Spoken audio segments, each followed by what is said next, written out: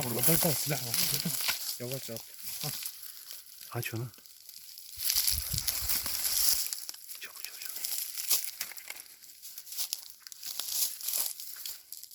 Çıkmak lazım mı? Yakın çarpmak için.